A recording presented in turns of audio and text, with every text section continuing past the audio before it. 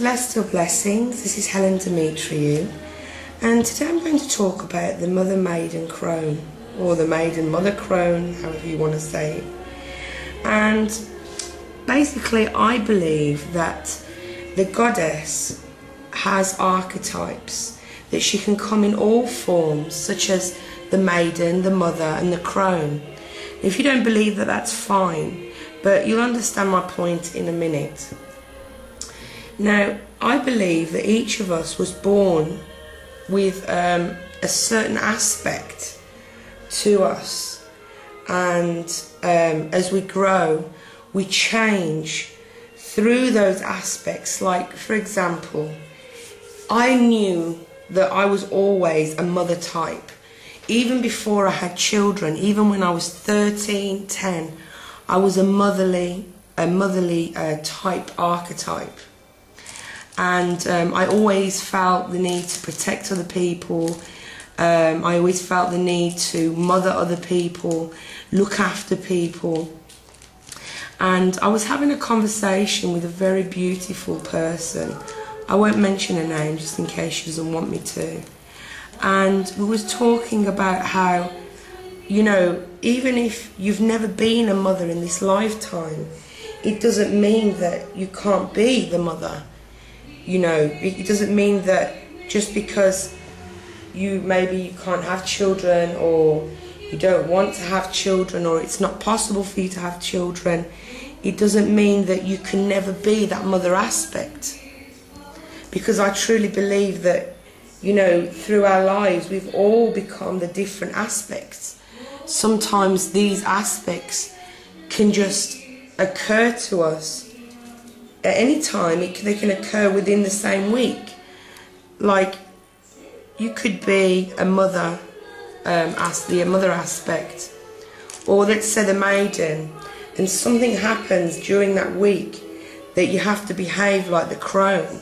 Of course we all keep our aspects, but it doesn't mean that, you know, we can't change regarding what the situation is. So I believe that all of us, it doesn't matter how we was born or how we would feel that we all change and we all grow. And there's nothing wrong in that. There's nothing wrong in being a certain aspect and moving into the maiden mode or moving into the crone mode. Everybody is different, and everybody deals with life in their own ways. And there are times when we do have to move to those different aspects of the goddess, because the goddess is so versatile and she lives within us. So if the goddess lives within us, it means that we can be shape-shifting in our aspects just as she is with all the goddesses that is provided to us. Now, there are times in our lives when we need to move into maiden mode. We need to become the maiden. We need to kick off our shoes, let our hair down and enjoy life, and don't worry about the kids or the dishes being done or the washing and the ironing. Because even, you know, in everything in life, we can be whoever we want to be, or whoever we're required to be. Sometimes we are put into those positions when we don't want to be.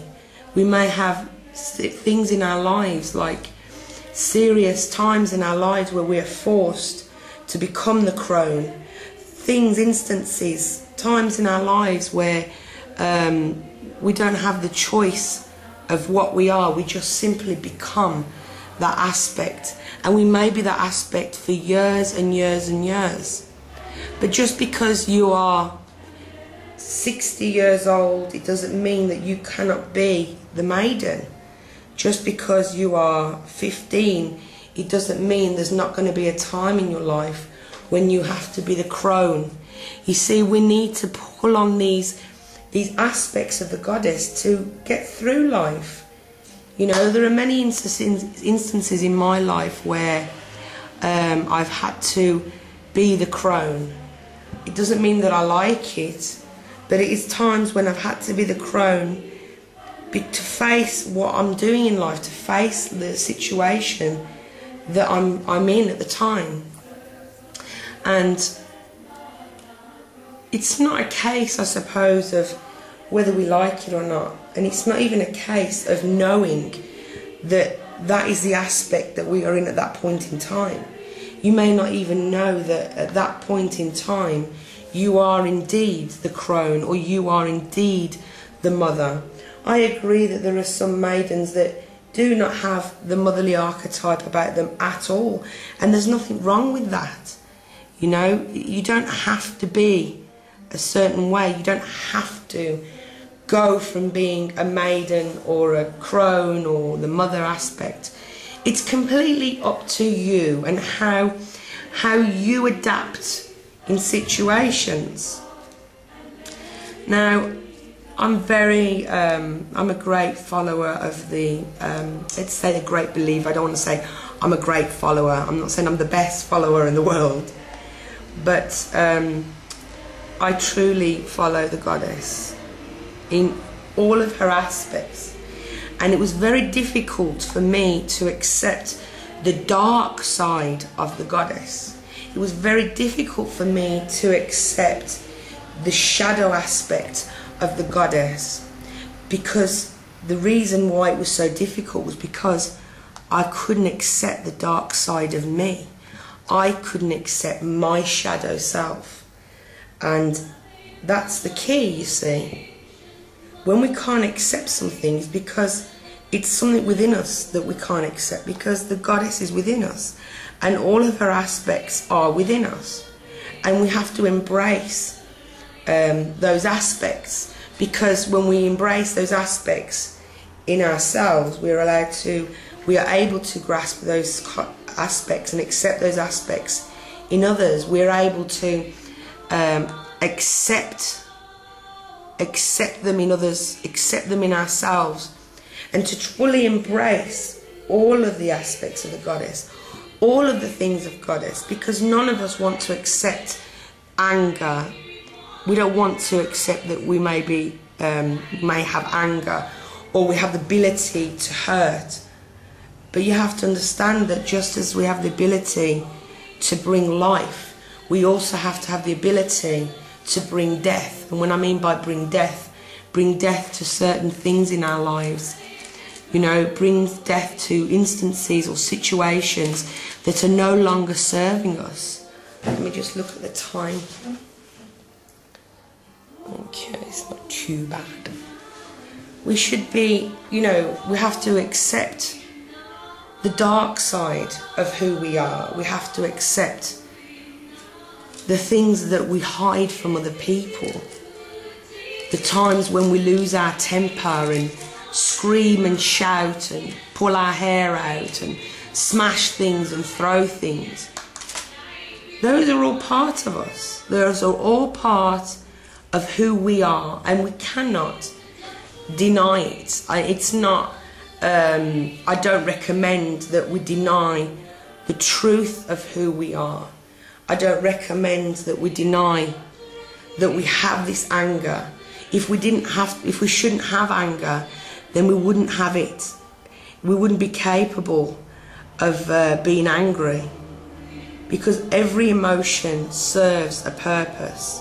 Now, I'm not saying we have to be angry towards other people and nasty to other people. I'm just saying that we have these emotions for a reason.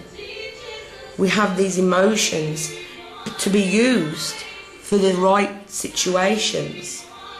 We have these emotions to be used for when they're needed.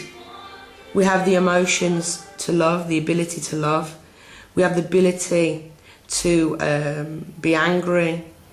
I'm not saying that we should, you know, hate people, even though we have the ability to do it, because I don't agree with hate. But I understand that anger is part of who we are, and we all know that the goddess can become angry, even though she's perfect in every single way. If we are made to be like her, then obviously we're going to have her aspects too. We're going to have parts of her And when we don't accept things like that about ourselves, then we're not accepting her 100%. And I believe to be completely whole, we have to work with her. She doesn't have any hang-ups. She doesn't worry about her anger.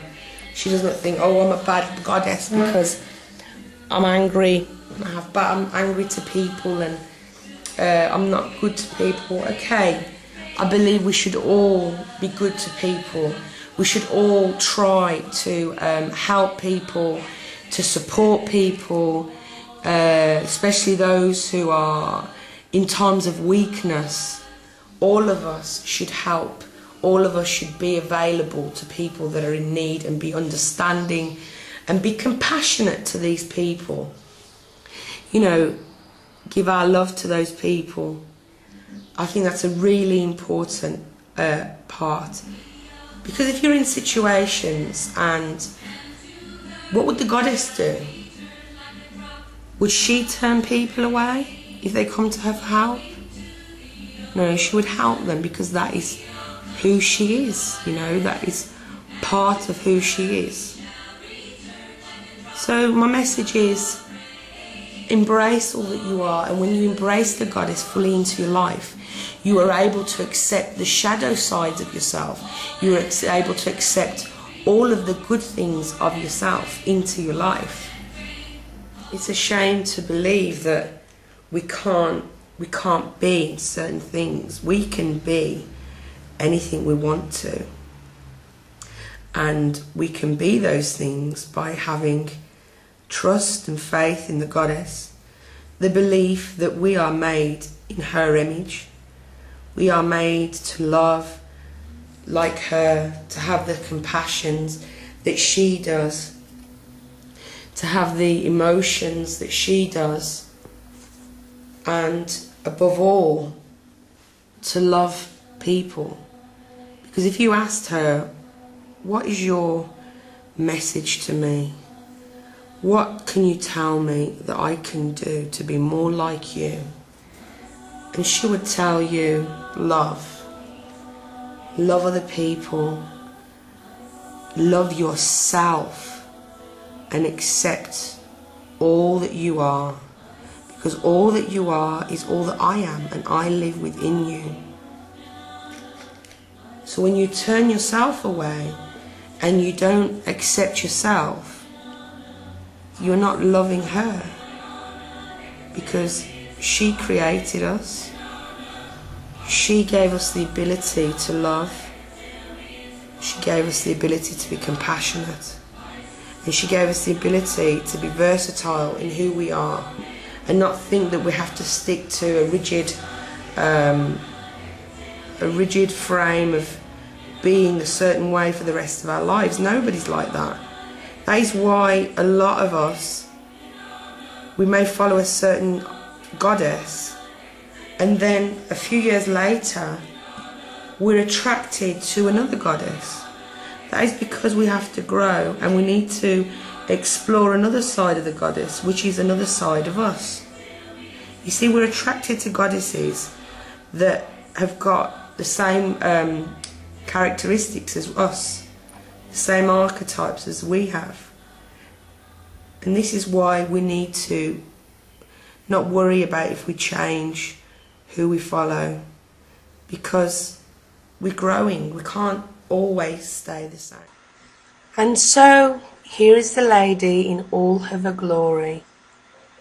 She always comes to us in so many different ways, in different forms, different religions. But what matters is that she comes to us.